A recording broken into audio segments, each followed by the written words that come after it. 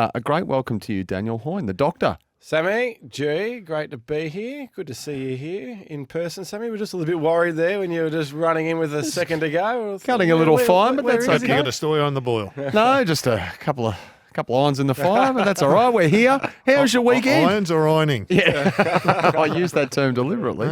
Yeah, but thank you. No, weekend was good. I reckon footy's good at the moment. Plenty of interesting things happening week to week. I think we talked, G, over the weekend, that I think it just proved again on the weekend, without attitude, you've got nothing to begin with. That's the foundation of any sort of performance. And all we can do... Who are you pointing to there? Oh, you're pointing to Geelong. You're pointing to St Kilda's attitude on the weekend as well. You know, clearly Port Adelaide and a few of those teams that rebounded. Even the Eagles, I reckon. Yeah, absolutely. So all we can do in the industry is just analyse the performance and look ahead based off what we're seeing, and you just sit back and see whether or not that attitude is there for those, well, you know, for all 18 teams each week. As my kids would say, there was some chewed in North Melbourne. Boy, did they play with some chewed. Yeah, some chewed. The Kangas, they're back. Hey, who was that to watch? That was amazing. So, vengeance from them, vengeance from the Saints, Port Adelaide, Sydney, and then there's the other side of things, Essendon, Carlton, Fremantle, I'm sure we're going to get to a little bit later on. Just before we move on, Lynchy was talking about the Brisbane forward line. I know a few people have texted through saying it's too early to assess Brisbane's forward line. Well, yeah, that'd be true. They're still scoring, though, with a few out. Brisbane will be fine. Yeah. Don't stress about the Joe Danaher factor. He's a fan. He was a fantastic footballer. He was fantastic for this footy club. But as I will get into throughout this show, and I will feel like I'm in a broken down record to you in the industry, how you move the footy will generate the opportunities, and there's no better ball movement team in the competition. But there are many ways to do it, and I cite the side top of the ladder. Which is who? Which is Hawthorn. Ladder's irrelevant this time of year. I understand that, but they're flag favourites. Whether that's fake, yeah, they are. Whether that's real or not, who cares in round two? The ones that are coming hard are the Crows. They've got 3 tools. Brisbane's got what do they got? 1.5 tools. So, yeah. What have Carlton got? Carlton have got. Depends on who's playing, but they got 2 tools or maybe 3, depending on whether you classify Silvani as a tool. But is that working for them? Not at the moment, but maybe that's a factor of their midfield and their defence and coming off the back half. As is it a factor of ball movement? It's a factor of ball movement. Understand, but there are many ways to win it as long as you've got the talent there. You can win on the deck. You rarely win it in the air, but you can win it on the deck. Who's so flag favourites are Hawthorn? Did you say? According to the bookies. Who's their key forward? Well, they've got one. He's called Marbior, and he's not killing him. He's going okay though, isn't he? He's going okay off the back of what the others are going up the ground. So I think I get the Joe Danaher discussion, and we are 2 games in, and it's March. Like they finished at the end of September. They'll be okay if their ball movement game continues. So yeah. All right, we'll park that for a moment. Word made its way to me while I was ironing that you've got an acronym for us. You've got a little acronym in your little notepad there. So we've all heard of Movember. We have. So Movember's been going around for years. Yeah, all the blokes get out there. You're getting creative, Hoyne. We are. We're trying to anyway. And, all the blokes get out there and they grow their mows for the month of November, and they all look good. They're all, different colours and different shapes and all that sort of stuff. But Champion Data, we are renaming September to Movember. Oh, I like it. Movember is September. If you can't move it, you won't win it. It's as simple as that. And move it or lose it. Move it or lose it. And we are talking about ball movement. So, and this gets to the Brisbane discussion, it gets to the Carlton discussion, it gets to the Hawthorn discussion, it gets to pretty much every team in the competition. So why do I keep on banging on about this and probably sounding like a broken down record? Why do you? So 70% of scoring comes off the back of your ability to either move it or to deny the opposition moving the footy. So the only score sources that aren't from your ball movement game really are from centre bounce, which doesn't require really significant ball movement method, or forward half stoppage work, which can be a little bit of pot luck sometimes, and there's no real offensive movement to it. Everything else is a byproduct of your ball movement game, either offensively or your ability to shut it down. Your ability to shut it down is, winning the ball back off the opposition when they're trying to exit through their ball movement game and then scoring off the back of it. So the reason why we're dubbing September Movember. I like it, Hoyney. So 5 of the last 6 premiers have been top 2 in their ability to score in the ball movement game. From where? Top 2, all over the ground, whether that be from kick-ins, whether that be from back half intercept, whether that be from back half stoppage, whether that be from cutting off your opposition from them moving the ball from one end of the ground to the other. Mm-hmm. All aspects of the offensive and defensive 5 of the last 6, you say? Been top 2. There's only been one that hasn't. The outlier. And that was Collingwood in 23. And even in 23, they were still 5th. Right. So they weren't disastrous. They were still, but for top 2, like 2 teams out of 18, it's a pretty significant, sort of number that we're looking at. You look at the last 2 years, so give or take, teams have played between 25 to 30 games. Some have played finals, some haven't. Some have played 3 games this year. Some have played 1 in Gold Coast. The top 4 teams over the last 2 years, Brisbane 1, Geelong 2, Hawthorn 3, Sydney 4. Stacks up. You look at what Brisbane have done, and this is why we get to the Joe Danaher discussion. A bit of frustration that comes with it. Last 2 years, 1 offensively, 1 defensively. Mm-hmm. You wonder why they went a flag by 10 goals. The frustration there at the halfway stage of last year, sitting there going, geez, they're doing a lot right. Yep. That profile eventually stacked up and kept going. The interesting side of things is with Hawthorn, I reckon this might surprise people. So offensively, number 8 in terms of their scoreboard return and what they do in their own ball movement game. But defensively, only Brisbane have been better for the last 25, 30 game period. I reckon that's an underrated aspect of their game. We all see their ability to be able to charge forward, and it looks $1 million when it comes together, and it has got better over the last probably 15 games or that 30 game period. But I think what they do defensively is probably a little bit underrated. And this is before the 2 recruits. Yeah, absolutely. And then you go to just the small sample size of this year. And the bottom 2 teams in the competition offensively, Carlton and Melbourne. Mm-hmm. Very similar sort of method and approach historically have been all been about contest, defense, and correct. defense. But the offensive side of things, 17th and 18th, again, it's only a 2-game period. But you saw it from Carlton, and I know a lot of people have spoken about it. I thought Kingy's commentary on Thursday was absolutely spot on with this. Not one goal out of their ball movement game from their back half. Mm-hmm.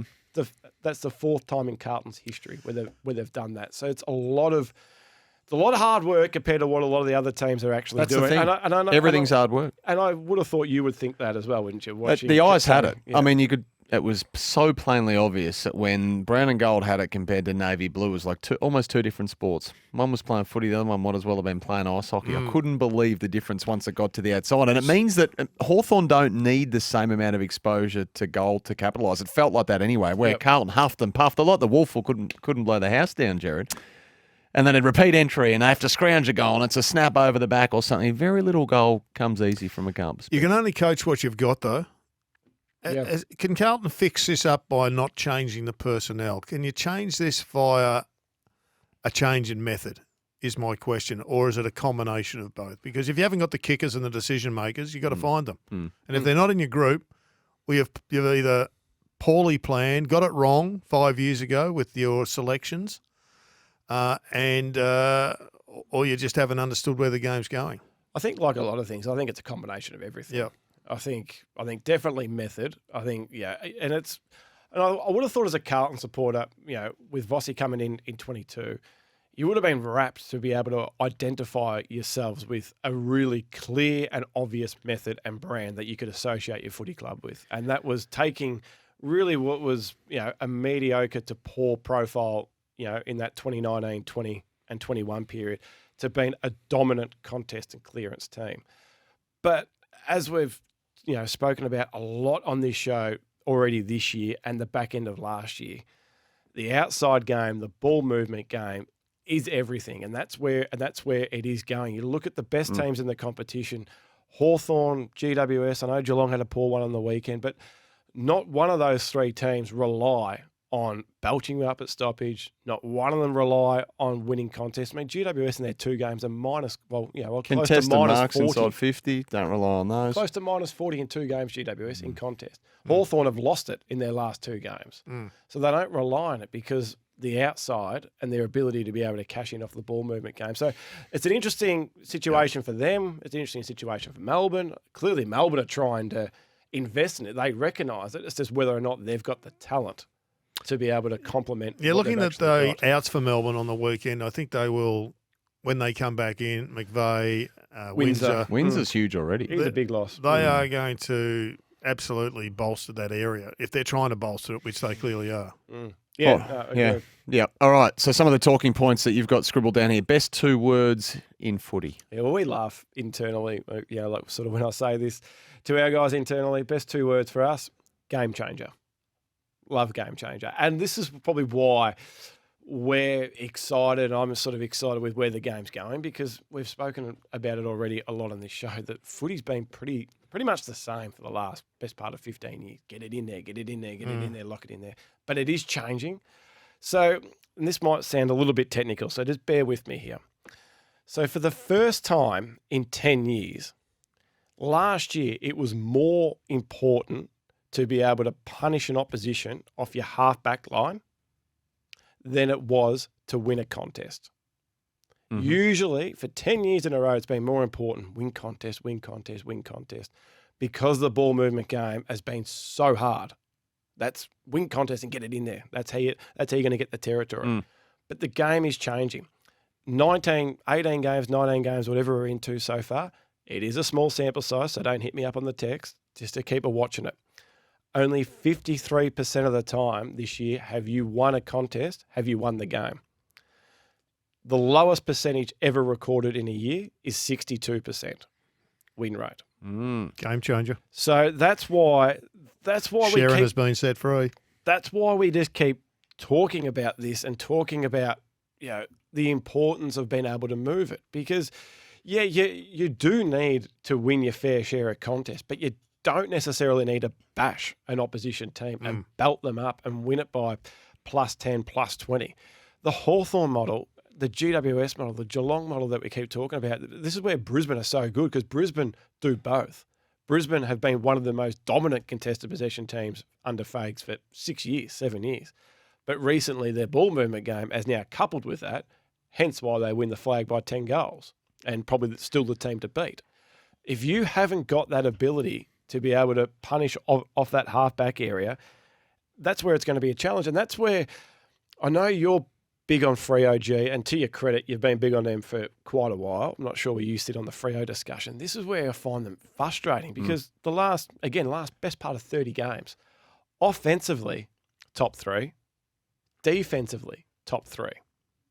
So they have the ability to get involved in this game. They're just not getting involved in it enough. When they do win it in that area, as I said, top 3 offensively, and when their oppo wins it in that area, they actually hold up really well, but they're just not getting involved in it. So I see a list that should be getting a lot more out of them. I know they're young, and I hear that excuse. I still can't quite get my head around whether Hayden Young is better for them across the half-back line or through the middle. On the weekend, they needed in the middle. They just got smacked in the middle. They got smacked in contest, and it was very much an old 80s game where you tag their best player and we'll tag your best player and we'll see who can win it outside of that. Yeah, and we spoke last week about Dean Cox's comments around we want to fix up our contest and defence, and perhaps this is what he was actually alluding to because last year, offensively, number 2, I've been able to punish in that area of the ground, but then defensively, number 11 in that area. So, you get to, the back end of the year when teams start to work you out, they've had, a 3-4 month period of recognising that you are the best, we'll go to work on it, and then it eventually gets exposed as the year goes on. So just keep that in mind when you're watching your team this weekend and moving forward, that when your team gets possession of the footy behind centre, recognise what they're trying to do. And if you're getting frustrated like Carlton supporters are at the moment, you're probably within your right to actually have that bit of frustration. Do Carlton need to change some personnel and put some more creative types? I mean, they got Sard down there. Do they need to put Chera down there, who was okay on the weekend, 27 possessions, not too bad in their best 5. But I think it's when Newman is a massive out. Big out. Massive out. The intercept game. Yeah. Chera started as a halfback and moved into the middle. Yeah, potentially, because he's not really having the impact. No, he's not killing it. Yeah. And probably the other one of interest too, I'm not sure how far away he is with injury, is Jordan Boyd. I know that might sound like a lower ranked name, but his ball use is really good. So to be able to get him in there, they're clearly trying Ollie Hollands behind the footy for obvious reasons. So it's your thesis or your facts are proven by Damien Hardwick. He went out and recruited 2 people, both halfbacks. Ollie and Noble. Yeah, obvious. Obvious. He doesn't need a centre forward. He's got a few of those already. But now the halfback and the ball movement for Movember, September. Movember. Geez, I was still getting past Kingy's Easenden from the weekend as well. But we'll get to Easenden a little bit later on. You've got Hawthorn here though. Do we cover them or you want to So I just want to talk about Hawthorn and we're probably all sitting here identifying them, and as you've just alluded to me, G, they are flag favourites or thereabouts. That's all that matters, isn't it? Yep. The bookies have got them flag favourites. So they, I'm interested in, obviously Josh Battle being the recruit that he is, and he's had a really good start, but you're just fast tracking or forward thinking ahead to 5 months' time. Yep. When Movember comes into place, and watching what Josh Battle has done in 2 of his first 3 games this year. So he's looked after Tom Papley, which I didn't know he could actually do that role on a small. And granted, Papley's underdone with a limited preseason, but put him to bed. And then he's had Curnow on the weekend. Curnow, very similar sort of story, underprepared. So, but then you look ahead to their likely opponents, who we think at this stage that are going to be there. So this Saturday night, I'm fascinated to see whether or not this guy goes straight to Toby Green. And whether or not Sam Mitchell's looking ahead going, okay, well, we're going to come up against GWS. We're going to come up against Brisbane at some stage. Is he the one for Charlie Cameron? We're going to come up against Geelong. Geez, his record last year on Jeremy Cameron in that round 23 game was superb. He's the one. Jeremy Cameron's caused us grief under my reign here at Hawthorn. We've now got a matchup for their potential match winner on us. So and then the Adelaide 3 tall forwards that you look ahead and you go, okay, well, geez, they're so potent. And there's their profile. Sort of loving what they're doing. Oh, unbelievable at the moment. But then you look ahead and you go, okay, well, we've got this guy who can look after a Fogarty or look after a Walker. And then we've got Barrass that can look after a Tilthorpe. So the bigger picture sort of thinking with Hawthorn and looking ahead 5 months to, where you need to perform and what this guy can do, which has been a little bit of a vulnerability probably last year at times against really, high-end opposition, is just something that, I think, you'd be wrapped if you're a Hawthorn supporter. And the other aspect that you'd be wrapped if you're a Hawthorn supporter is that this turnaround under Mitchell hasn't been done over the last, 30 games through the draft. It has been done through unbelievable list management decisions. Yep. To go out and be specific in recruits that you want. But now the exciting thing for a Hawk supporter is that 2 of your top 10 picks in Mackenzie and Josh Ward are starting to come through. And Whittle. So, so last year you only really relied on 3 top 20 picks, and that was Whittle, Watson, and Day. That were part of your best team. These 2 were in and out. Now you've got that. It's a beautiful list management profile from a draft and a recruiting side of things. Gee, the planets just align sometimes, though, don't they? Because in another time, they could have got Ben Mackay and Asava Radigalerian. Yeah, they were into them, but who knows? And missed on both. Maybe a different voice might have had a different impact. Yeah, and maybe they become better players at all. Yeah, it's the old chicken and the egg. Development or the player or the number on the player. And that's the thing, too. Like, these guys under Mitchell, who knows if they would have been the players that they are, but full credit to them. Indeed. Draft recap. When I see the 2 words draft recap, I get excited. Yeah. What draft are we revisiting here, we're please? Revisiting and correcting? We're revisiting the hardest draft in probably AFL history, and that being the 2020 draft. The COVID draft. The COVID draft. The one where Essendon loaded up. And I feel, and they loaded up through no real fault of their own. Danaher left. So Danaher leaves. They get the compensation pick in. They get their own pick in, and Sard wanted to go, and they have to get another. And they didn't want those players to leave. Yeah, so they get the 3 top 10, and I understand Essendon supporters' frustration at the moment. I totally get it when you haven't won a final for 20 years, but just the luck of the draft and, having 3 top 10 picks that year in probably the hardest draft that we've seen. And, we're not sure whether or not any of those 3 are going to make it. Hopefully they do, but there would be a little bit of question marks on them. But the bigger picture around that is just having a look at the top 30, 35. And, if you're at home and you listen to this and just run the exercise of go back and have a look at the 2020 draft. Google Draft Guru. It's a really hard draft for a lot of clubs. But I just want to give a little bit of credit if we can. So I would have thought, if you go back and have a look at that, Goulden and Max Holmes are probably going to come out at pick 1, pick 2 if you're redrafting. Yep. Errol Goulden, pick 32. Yep. Unbelievable pick by Geelong to get Holmes at 20 to trade up that year. So well done. The way Tilthorpe's going at the moment, you're probably going to have him in the top 5 of that year as well. The one I just want to celebrate, and it's off the back of the weekend as well, is Tom Powell. Yep. So Tom Powell at pick 13, there has been a lot of questions around North and the frustrations, and hopefully what we saw from North on the weekend is the real deal. It's the sustainable way that they're going to play moving forward. Was Charlie Comben in that draft as well? No, Charlie wasn't in that draft. I think it was the year prior. Yeah, okay. So Charlie wasn't in that one. So just what he does from a ball use side of things, Tom Powell, you saw it on the weekend. His ability to be able to impact, and I say it a lot on this show, that the ball users, you need to go back and almost watch them in replay to sometimes really appreciate the impact that they have. He's so clean and creative with ball in hand. And now the more centre bounce minutes that he's getting is just allowing Sheasel to play more forward. It's allowing Simpkin to play more forward, who was superb on the weekend. It's allowing LDU to potentially get ahead of the footy and be really dynamic ahead of the footy as well. And then providing the support to Nick Larkey in different ways. Like they don't really have. I know Darling's there as that sort of support player to Nick Larkey, but they don't really have another key forward on their list who's able to play that role. But to have these gun mids go ahead of the footy and be, a dangerous threat can only happen off the back of a bloke like Powell coming along, having the impact that he can have at centre bounce work. His game on the weekend, in terms of what he did from a ball use perspective, is very rarely seen by any midfielder in the competition. Yeah, he was superb, wasn't he? I think the coaches recognised him too, which was good. Did they? I hope so. Yeah. It was a fascinating draft. That was the Jamara draft. Just going back to who else featured. Phil Thorpe was 2. Will Phillips was the one at 3 that, if they'd nailed that one, North Melbourne, it would have really put the icing on the cake. Now, you guess who before we get into our first break? This one. You can't get this one. I'm going for the trifecta. Has that ever been done? Surely never not. Been done. So this team, in their last 5 games, from the 20-minute mark of the fourth quarter onwards, their last 5 games. Last 5? Look, you're taking us back to last year now. Yeah, last 5. Jeez. They have scored. Are you cleaning finals? No. Okay. They have scored 1 goal total in the last 10 minutes of their last 5 games.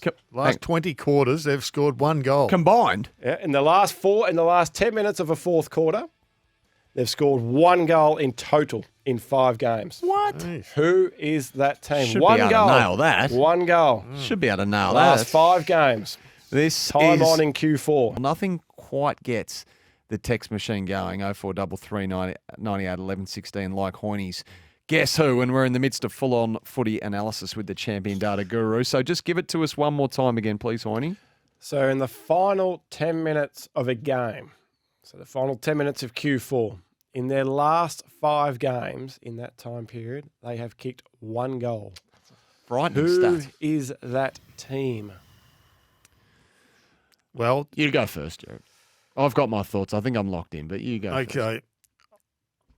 I'm thinking the Dockers. Man, that's where I was going, but it's almost too obvious. But that's what's been the problem the last 2 weeks.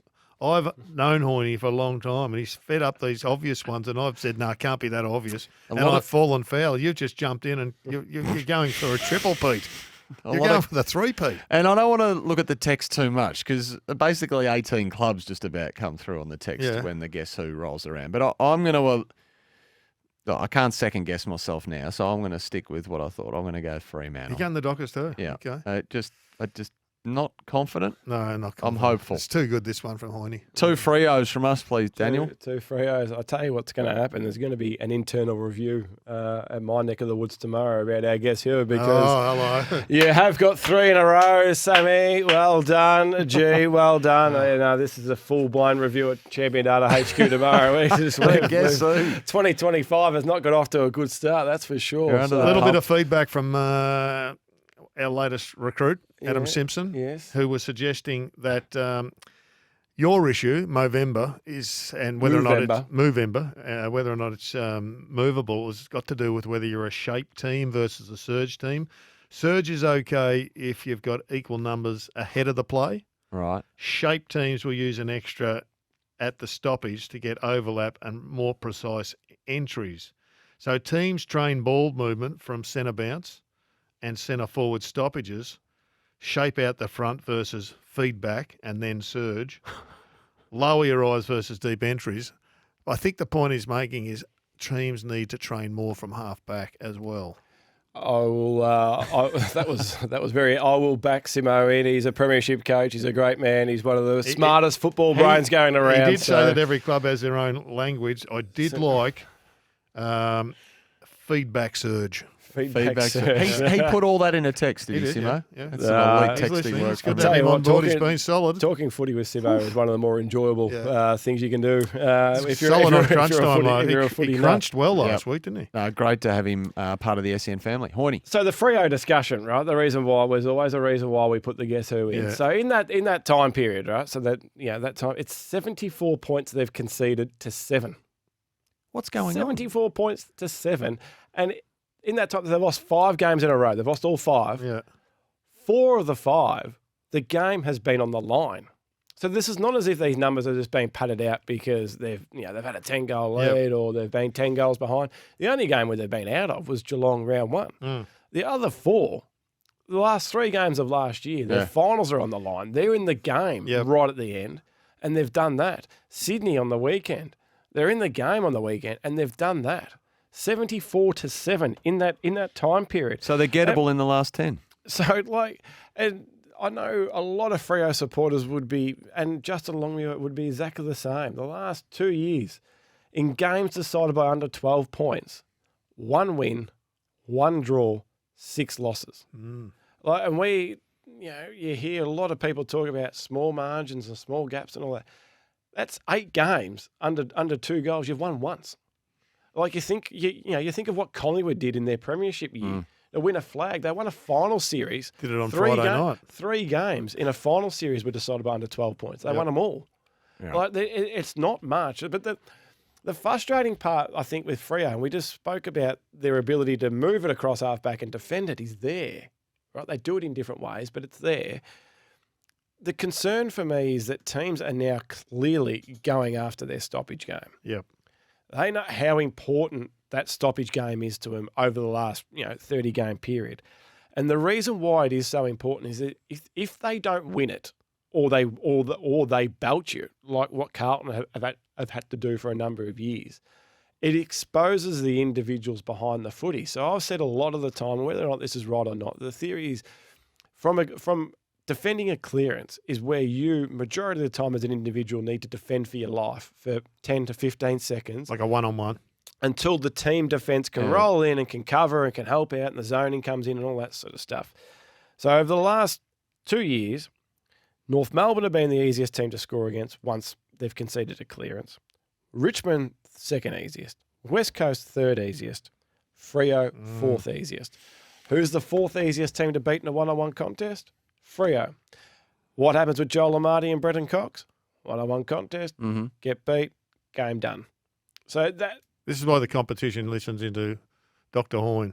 So and I think under this title tonight we're going to call it Friezo.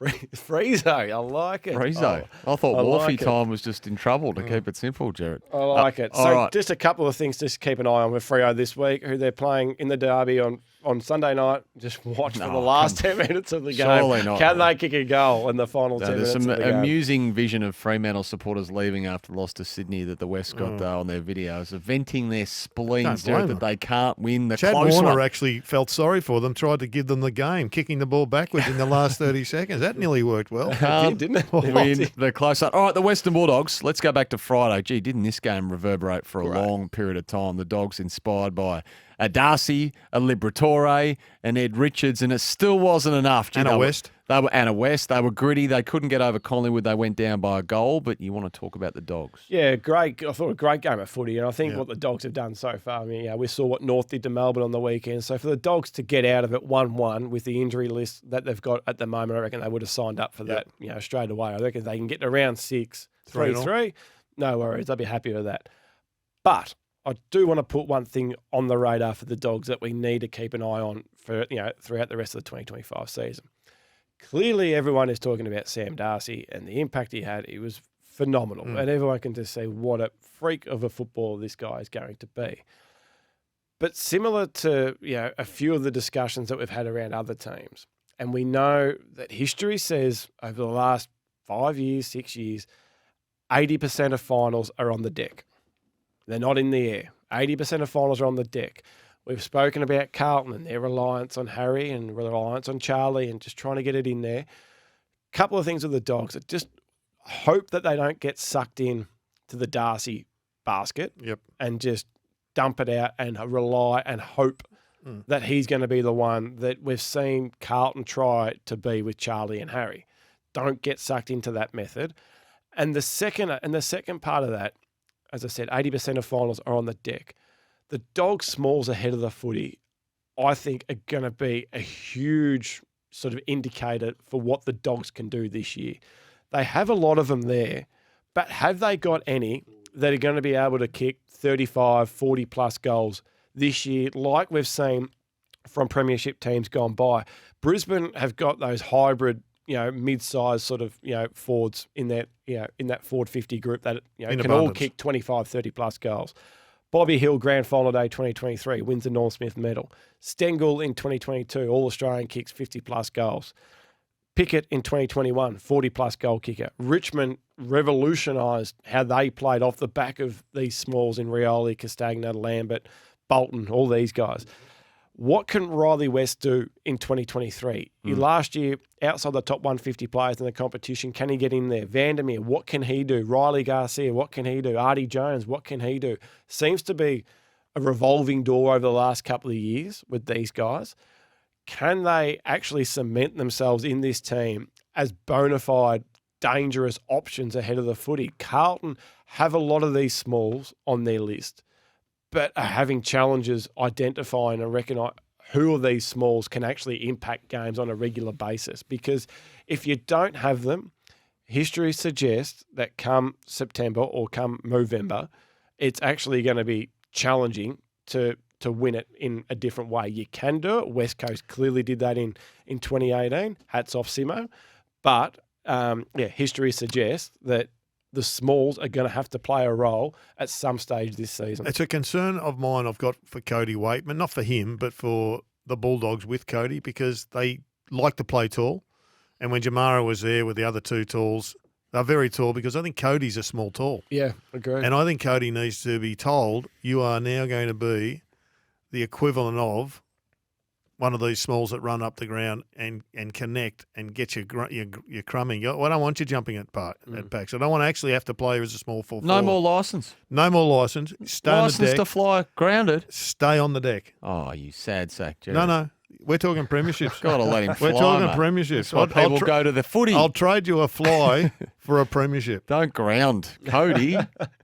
Keep him airborne. Thoughts, Hoyney? I would be really interested to see how Cody goes without Jamara in this forward 50.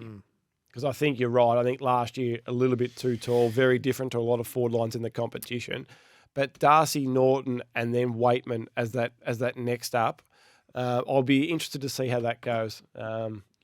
whenever he's back into the team. Full-on footy analysis with Champion Data's Daniel Hoyne. Now, I know the Saints can be a different proposition at Marvel Stadium, but even in saying that, I was stunned at halftime when they led the Cats by just a shade under 5 goals, and they monopolised possession to such a ridiculous degree. It was just incredible. How did they do it, Hoyne? So, please, we've said this for a couple of years now. They are a ball movement team. Yep. They Number go one quicker. ball movement last they year. move the footy a lot like Brisbane do. And Chris Scott's comments post-game, you know what St Kilda can do under the roof with their ball users. A lot of talk is going into Wangani Malira and what's he going to do, and everyone identifies him as a star in the competition. No one impacts the game more than what he does through his field kicking. He has done that for the last 18 months. But seeing Jack Sinclair on Saturday night again, I hope people can absolutely appreciate what this guy has done for the last 3 years. Only him and Bontempelli have been top 10 players in the competition for 3 years in a row. And Bont's going to go down, if not as one of the Bulldogs' best, as one of the Bulldogs' best. Jack Sinclair is he's a phenomenal footballer, interrupted pre-season, underdone last week, back against Geelong, phenomenal performance. And I just hope we can recognise just how good of a footballer this bloke actually is. Are the half-forward tags going to have to come back in? For these two, these two are St Kilda's game. Yep. If you don't shut them down, and you saw that the week before because Wangani Miller had one of his poor games with the ball. Yeah, if you don't, and so does Sinclair. But if you don't shut these guys down, you give St Kilda a chance to beat you. You know how they're going to beat you. Geelong gave them a chance to beat them. Wangani Malira and Sinclair both destroyed them on Saturday night. So hats off to them. At the same venue, Melbourne trailed North Melbourne by 2 goals at the last change. They went down by 10. It was adrenaline-filled from the Kangas at the close, but you want to have a discussion about the Ds. Putting Melbourne's defensive 50 on watch, clearly everyone recognised just how bad it was out of the middle on the weekend, conceding 7 goals. Everyone knows about that, right? That was there. But Melbourne's defensive 50 performance was horrible and something we have not seen for the Ds in a decade. So to concede a score from 56% of North Melbourne's entries, that's the second worst Melbourne has done in 6 years when they've preached defence and contest. But more importantly, their ability to win a contest behind the ball in general play was the worst defensive effort that we've seen from Melbourne in 10 years. They were minus 11. To put that into context, anytime you're in the negative, it's red flags in the coach's box.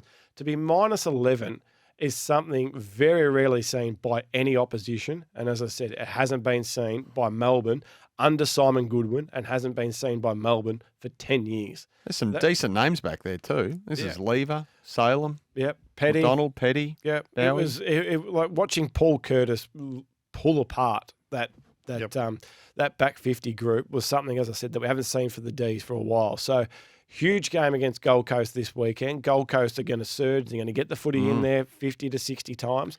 They're going to challenge this back group. If that back group performs like they did again from a contest situation, game over. Stephen May a chance to come back with that larynx stew. They'd be trying to get him back in there really quickly. He's just got to train fully this week with some intensity, and he will be in. We're running out of time, but we've got to be loyal to our people that text in. So I'm going to quickly fire a couple at you, Hoyney. Go, Jeep. How important is Wayne Malira to Adelaide's turnaround? Really important. They've now got weapons behind the footy from a ball use perspective that they didn't have over the last 18 months. Tom de Koning, what was his player rating? He was number 1 rated player on the ground again on the weekend, flying. What was Carlton doing differently in 23 when they made a prelim? They were defending well, and they're actually still defending quite well. Their ability to be able to score and be able to capitalise off ground ball work inside their forward half was much better than what it currently is. Has Libba grown a leg since he's become captain? Libba's ratings under our system. He's been a top 20 and a top 30 player under our system for a number of years. So it's no real surprise what he is doing at the moment, Libba. We never miss Libba, but who did we miss? Yeah, I just want to give George Hewitt some love from Friday night. He did get a vote from the coaches, so he wasn't completely missed. But he had him as the 4th highest rated player on the ground. But his role on Will Day, really important. Very good. 24th rated player on the ground, Will Day. So superb two-way job there for George Hewitt. Had a big pre-season, George. Now, I mentioned this guy's name before. Former halfback, moved into the midfield, and boy, he'll never look back. It's Ed Richards. Ed Richards, 10 votes the week before, didn't get a vote from the coaches this week. Could have easily got one. 2nd highest rated player on the ground. Great start to the year, 27 disposals, 9 score involvements. Well done to Ed. All right, there's a player at the Adelaide Crows who's been there for a long, long long time. Yeah, Matty We missed him. Crouch. I reckon Matty Nix has done some really strong work with this guy to actually get a bit more damage into his game. So 4th highest rated player on the ground, didn't get a vote from the coaches. 32 disposals, 29 of them effective, and a game high 10 score involvements. North Melbourne, it was hard to know where to look. Curtis, Sherry, Powell. How good? Some were going to slip through the cracks. Jai Simpkin, really happy for this guy. Really good in that Indigenous game early on this year. 60% game time forward, like we mentioned with Tom Powell before, but an even balance. 5th highest rated player in the comp. Never been a top 130 player on our ratings. Wonder if this is the year where he can be. He jumps up. There's a dashing defender out west. Yeah, Jordan Clark thought he was really important. He was really good, wasn't he? I thought he was really good for Freo. 2nd highest rated player on the ground, didn't get a vote. Career high impact with his ball winning ability on the weekend. 12 contested possessions, never done that before. Not sure if we've got a drum roll. If we did, we'd use it. The MDP. MVP. Most damaging player. Just how good was Zach Merritt on Saturday afternoon? He was good. Like that's to put that into context. His rating on the weekend, I'll be flabbergasted if we see a higher rating game for the year. So 36 and 4. 36 and 4. His rating was absolutely superb. Ball use, Zach, well done. He was the highest rated Clearances? ball user of any player in the comp in round 2. Ball winning ability, like we just mentioned before, Jordan Clark. Very rare for a halfback flanker to come out as number 1 for the weekend in how they actually impact the game through their ball winning actions. And defensive work, Joel Hamling for Sydney. No one impacted the game more through their ball winning actions than what Joel did in round 2. Well, he hasn't been given much credit, has he? No, I thought he was good. Thought he was really good. How do you rate taggers, please, Hoyney?